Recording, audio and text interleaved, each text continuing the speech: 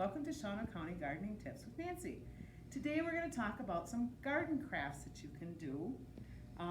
Well, specifically one that I have done. But ideas for you, get out there, get creative. A few years ago, I grew birdhouse gourds. They are fascinating. They come in all different shapes, sizes, you name it. And what I did with them was I thought, well, I've seen online and I've seen books here at the library that you can decorate them. So I got creative and I started decorating some of these gourds, just whimsical kind of things. These are called snake gourds. I think the actual name is a snake gourd. And these, again, too, grow like this, and then you just kind of look at them and go, what does that look like? Well, to me it looked like a snake, so I just put some felt on the tip where the stem was, where it grew. For the tongue coming out, I kind of put a little fork on the end of it there. And then I just took my Dremel tool and I drilled holes in here and I decorated it. So how do we get to this point?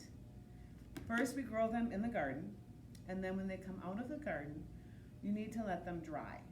Now this is not a very fun process because they will mold.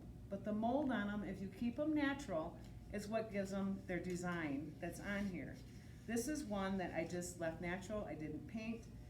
And so you can see these black marks that are on here. Some are the mold marks. So what you do is after you have harvested them, the first week or so, you're gonna start seeing some mold growing on that. You're gonna take a little bit of bleach water, spray it, wipe it down, clear off that mold, and then it's going to continue to do that continuously until it is completely dried out. When it's all dried out, you can actually hear the seeds on the inside. Also, what you can do with these is I have made birdhouses, hence why they're called birdhouse gourds. So this one here was just a funky, odd little thin one. I didn't really know what to do with it. So I had taken and I just drilled a hole again with my Dremel tool, and I took out whatever was on the inside, put a little dowel in, and then just hang it from your tree, and then the birds have a place to go in. You could use it as a feeder if you wanted to as well, just put bird seed down in there. So those are just a few ideas of what you can do with some vegetables from your garden. You can also cut a tomato in half, dip it in paint, and then you have a stencil for painting. So experiment. Check out books at your library that we have available for you, and we'll see you next time.